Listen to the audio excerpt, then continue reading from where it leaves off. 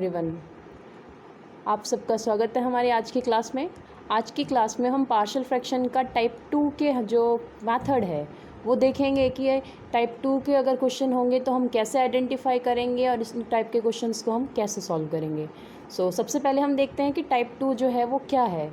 उससे पहले आपको याद होगा कि हमने पार्शियल फ्रैक्शन का टाइप 1 कैसे किया था।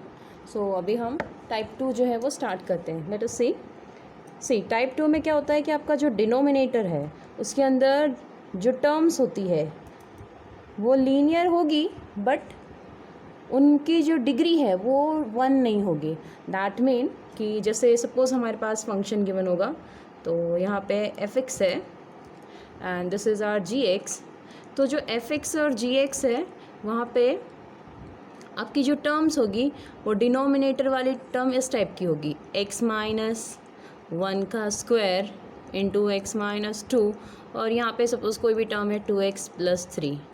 तो ऐसे रैशनल फ्रैक्शन जहाँ पे डिनोमिनेटर की कोई भी टर्म लीनियर है। लीनियर का मतलब क्या होता है कि यहाँ पे जैसे x की डिग्री 1 है, यहाँ पे भी x की डिग्री 1 है, लेकिन ये टर्म जो है वो 2 टाइम रिपीट हो रही है। हमारे पास यही है टाइप 2 में कि when the denominator contains linear factor some of which are repeated. Repeated का मतलब होता है कि जैसे यहाँ पे x-1 होता तो ये रिपीटेड नहीं कंसिडर करते, लेकिन x-1 की पावर 2 है। दैट मीन हम इसको ऐसे भी तो लिख सकते हैं, 2x+3 divided by x-1 into x-1 into x-2। ये रिपीटेड हो गया, ये टर्म 2 टाइम रिपीट हो रही है। तो इस टाइप के क्वेश्चन जब आपके पास में डिनोमिनेटर की जो टर्म है उसमें रिपीट होती है तो सॉल्व करने का वे जो है वो थोड़ा डिफरेंट हो जाता है।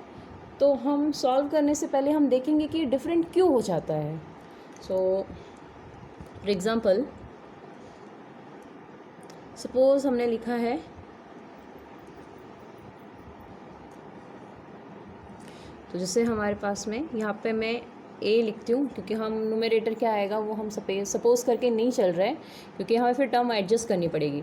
तो सपोज़ a/8 हम लिख रहे हैं, तो हमें भी मालूम है कि ये जो टर्म है हमें ऐसे भी मिल सकती है, 2 प्लस समथिंग अपॉन 2 मतलब 4 प्लस 8।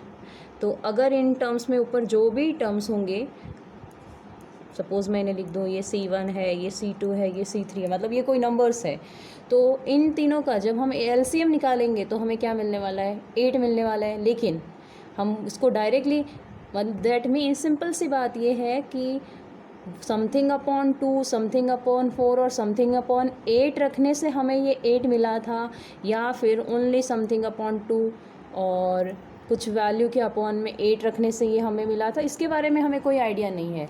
हम जितने भी मैक्सिमम पॉसिबिलिटीज़ है हम उस तरीके से इस क्वेश्चन को सॉल्व करते हैं कि मैक्सिमम तो यही है कि हो सकता है समथिंग अपॉन 2 हो, फिर 4 हो। अगर ये वैल्यू नहीं होगी, इन दैट केस क्या होगा कि ये कांस्टेंट 0 हो जाएगा, तो कुछ प्रॉब्लम नहीं है। लेकिन अब अगर हम यही केस रखें, इस केस को पहले से ही हटा देते हैं, तो ज़रूरी नहीं है कि ये 0 हो, ये तो हमने अपनी मर्ज़ी से रख लिया है। तो मैक्सिमम टाइम हम क्या करेंगे, जितनी पॉसिबिलिटीज़ होती है हम सारी पॉसिबिलिटीज़ को साथ में लेके चलेंगे। तो इसी तरीके से हम इस टाइप के क्वेश्चन को कैसे सॉल्व करेंगे अब हम ये देखते हैं।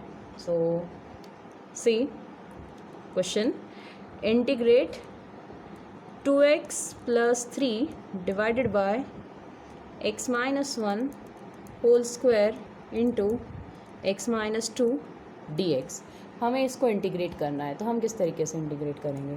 तो एज़ यूजुअल सॉल्यूशन में सबसे पहले हम इस टर्म को पार्शियल फ्रैक्शन यूज़ करेंगे। तो 2x+3 डिवाइडेड बाय x-1 का square into x-2 is equal to हम लिख सकते हैं 2x+3 x-1 into x-1 into x-2 is equal to a upon x-1, जैसे हमने 1 समथिंग अपॉन 2 लिखा था, फिर प्लस b अपॉन, अब हो सकता है कि ये 4 भी हो, दैट मीन x-1 का स्क्वायर, और थर्ड टर्म जो है वो टर्म अपने आप में अलग है, तो हम इसको अलग से लिख सकते हैं x-3। Next step, 2x+3 divided by x-1 का square into x-2 is equal to, अब हम जब इनका एलसीएम लेंगे तो डिनोमिनेटर तो यही आ जाएगा, x माइनस वन का स्क्वायर इंटू x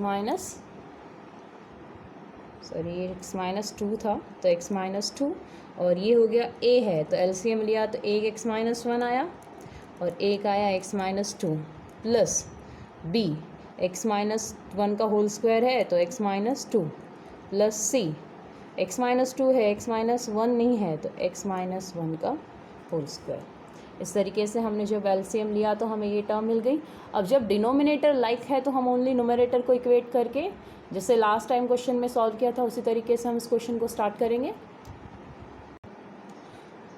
अभी हमें इक्वेट करना है तो अब सबसे पहले लास्ट टाइम जैसे हमने प्रीवियस क्वेश्चंस में किया था हम वैसे याद रखेंगे कि यहाँ पे जैसे x माइनस वन है तो अगर मैं x की जगह पे 1 पुट करूँगी तो ये दो टर्म वैनिश हो जाएगी तो मुझे ये टर्म मिल जाएगी। अब जब मैं x की जगह पे 2 पुट करूँगी तो ये दो टर्म वैनिश हो जाएगी तो मुझे ये टर्म मिल जाएगी। अब क्वेश्चन ये है कि हम नेक्स्ट टर्म के लिए क्या करेंगे। तो ऐसे केस में हम कोई भी एक वैल्यू रख सकते हैं, लेकिन एक स्टैंडर्ड वैल्यू हर बार हम रख सकते हैं। आप x इक्वल टू 0 पुट करो, जैसे ही 0 पुट करेंगे हमें a b और c के बीच रिलेशन मिलेगा और ऑलरेडी हमने दो वैल्यू मिल जाएंगे हमें अलग अलग वैल्यू पुट करने से। उन वैल्यूज़ को पुट करेंगे तो ऑटोमेटिकली हमें थर्ड वन मिल जाएगा। सो c हम कैसे करेंगे देखते हैं। सबसे पहले x minus one is equal to का यूज़ करेंगे। So x minus one equal to 0, this implies x की वैल्यू कितनी रखेंगे 1, तो x की वैल्यू 1 रखी, 2 into one plus 3 is equal to x की वैल्यू 1 रखते ये पार्ट 0 तो a into one minus one, one minus two plus b into one minus two plus c into one minus one का square. तो 2 plus 3 is equal to 5, a minus A 1 minus one 0 तो ये part पूरा 0, और ये b 1 minus two तो minus one, b again c1 is also 0। सो हमें सिंपली वैल्यू आ रही है b is equal to -5, minus B equal to 5 मिला, माइनस को शिफ्ट किया तो b इज इक्वल टू आपको मिल रहा है -5। अब इसी तरीके से x माइनस टू को भी 0 रखते हैं।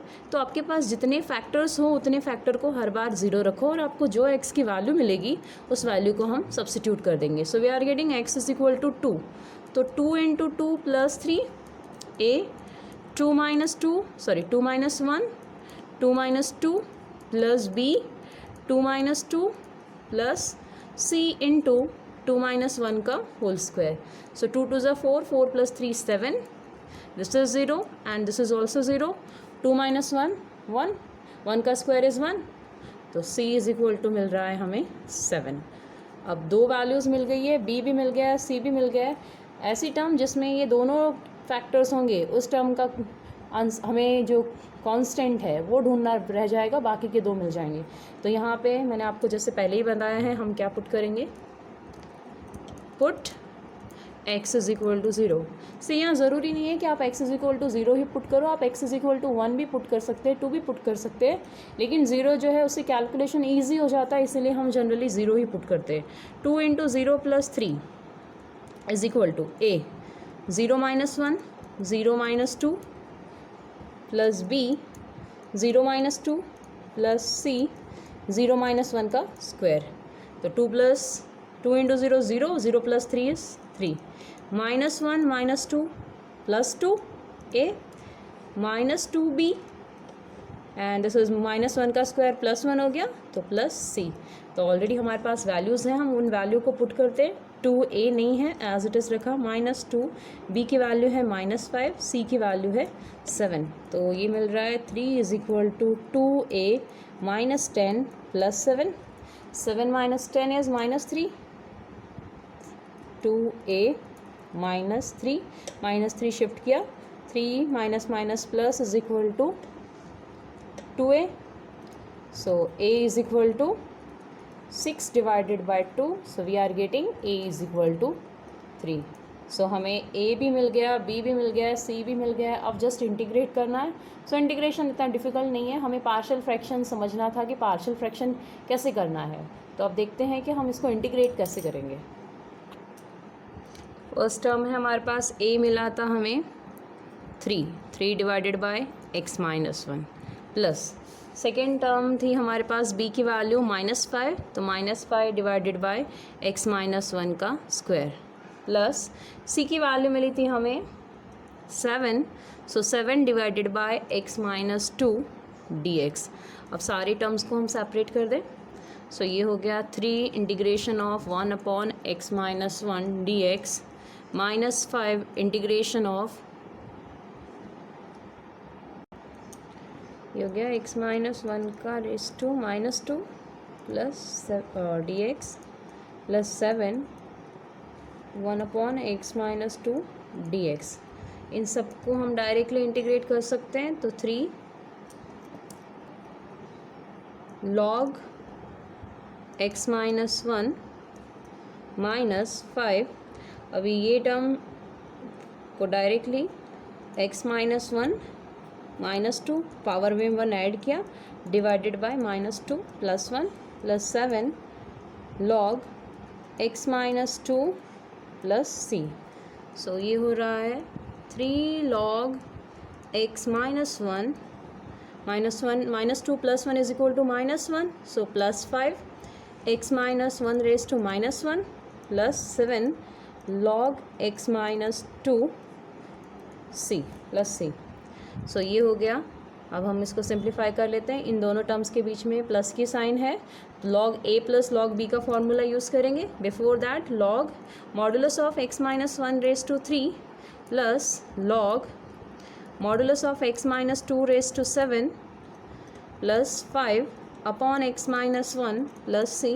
This is equal to log modulus of x minus 1 raise to 3 into x minus 2 raise to 7 plus 5 divided by x minus 1 plus c।